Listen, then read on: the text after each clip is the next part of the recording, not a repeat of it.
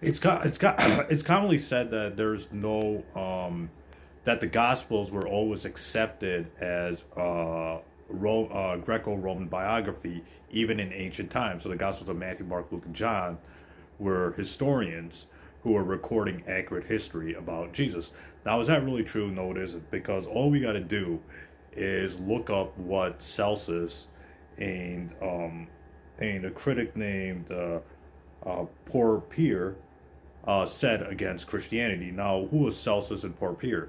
These were ancient pagan critics of Christianity who wrote a bunch of treatises or a bunch of letters against Christianity.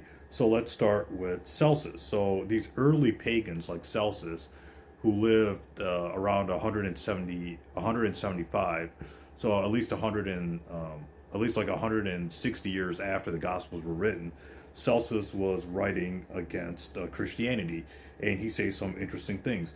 He says that the certain of Christian believers, like the persons who are in it, a fit of drunkenness by violent hands upon themselves, have corrupted the gospel from its original integrity to a threefold, fourfold, and manyfold degree, and have remodeled it so that they might be able to answer objections. So Celsus is admitting that, or is saying that the Christians have corrupted their gospel threefold and fourfold times, and they have remodeled it and have re-edited it to answer objections. Further, we read in Porphyr against Christianity, and an early church father, Tertullian, was quoting him.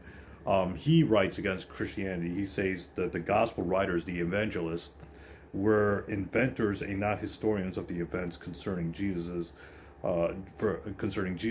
For each of them wrote an account of the passion, which is Jesus' crucifixion, which it was not harmonious, but as contradictory as could be.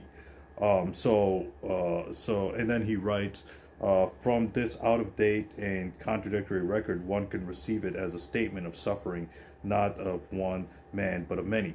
So, Celsus has a good point that the Gospels were corrupted by the Christians threefold, many times.